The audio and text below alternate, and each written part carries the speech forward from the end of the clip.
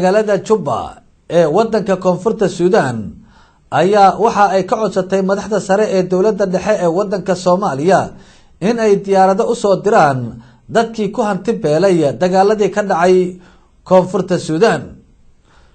wariyaha Somali Channel Nimca Maxamed Bashiir oo hawl shaqo u joogta magaalada Juba caasimadda wadanka Koonfurta Suudaan ayaa warkan inoo soo dirtay. Soomaalida ku nool Koonfurta wadanka Suudaan ayaa waxa soo wajahday xaalad adag oo dhanka nolosha kadib markii intooda badan ay ku hanti waayeen dagaaladii ka dhacay magaalooyinka gobolada ay dagaaladu ka socdaan ee Boor iyo Bantu, waxaana dadkan oo u badan dhalinyaro aan haysan nolol maalmeed ku filan ay qaarkood ku nool yihiin xarunta safaaradda Soomaaliya ay ku leedahay magaalada Juba ee xarunta wadanka Suudaan, halkaas oo ay ku sugayaan gurmad duulimaad oo ay ka helaan dawladda Soomaaliya oo iyadu hore dalkan uga qaaday in ka badan 260 ruux oo Soomaaliya ku dhawaad 200 oo ruux oo isku diiwaan galiyay in ay dib ugu noqdaan dalkoodii hooyo kuna sugan xarunta safaaradda Soomaaliya ay ku leedahay dalkan ayaa ka codsaday dawladda Soomaaliya inay u soo dedejiso duulimaadkii ay hore ugu ballan qaaday shacabkeeda ku dhibaataysan gobolada Koonfurta wadanka Suudaan gaar ahaan kuwa ay dagaaladu ka socdaan. magacaygu waa Cabdulle Maxamed Xeyle,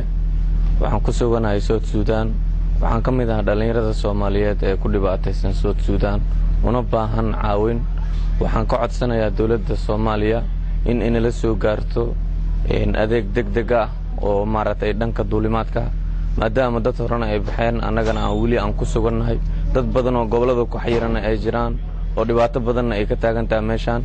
marka dawladda Soomaaliya waxaan ka codsanaynaa iyo hay'adaha maaragtay deeqaha maaragtay ku kaalmeeya dadka inay maaragtay nala soo gaaraan maaragtay gargaar degdeg ah. magacaygu waa Farxaan Maxamed Guuleed, waxaan ku dhaqanahay wadanka South Sudan caasimadda Juba. waxaan ka mid ahaa dhalinyarada Soomaalida ka soo barakacday lagu dhacay Boor. wax badan ayaan joogay halkaas ganacsadaan ka ahay, waxaan haystay waa laga qaatay, anigoo kaliya ka soo baxay sarwaal iyo shaar kaliya kala soo cayd. haddana meeshaan ku dhaqanahay noloshannadu aad u liidataa. waxaan ka codsanaynaa dawladda Soomaaliya in gargaar degdeg ah noo soo fidido. magacaygu waa Cabdirashiid Warsabeen Nuur, waxaan ahay nin wadaniga Soomaaliya, waxaan joogaa gobolka South Sudan Juba. dhibaatooyin badan ayaa dhacay. hadda waxaan ku suganahay meesha la yiraahdo Juba. waxaan doonaynaa dawladda Soomaaliyeed ka codsananaa dawladda Soomaaliyeed inay si degdeg ah gurmad hawada diyaaradeed ugu keento. safiirka dawladda Soomaaliya oo fadhiya Koonfurta wadanka Suudaan Ambassador Cabdiraxmaan Nuur Maxamed Diinaari oo ka hadlay xaaladda dadka Soomaaliyeed ee ku sugan magaalada Juba ayaa ka codsaday mas'uuliyiinta sare ee dawladda Soomaaliya in sida ugu dhaqsiyaha badan ay diyaarad ugu soo diraan shacabka Soomaaliyeed ee ku dhibaataysan dalkan, kuwaas oo intooda badan dulsaar ku ah safaaradda.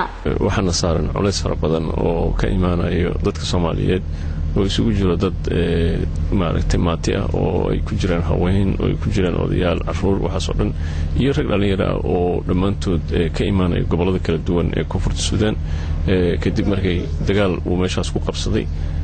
dadkaasina ay runtii waxba haysan, intooda badan ay dhibaataysan yihiin. sidaas awgeed waxaan dawladda federaalka Soomaaliya gaar ahaan madaxweynaha ra'iisul wasaaraha iyo gudoomiyaha baarlamaanka iyo wasiirka arrimaha dibadda intaba aan ka codsan lahayn in maaragtay sida ugu dhaqsaha badan dadkan loogu soo gurmado oo loo soo diro diyaarado. sababtana waxay tahay duruuf adaga hayso dadkan. waxaa lagu soo dhacay gobolada, waxay haystaan male, safaaraddana culays inta maaragtay culays xoog la saaran.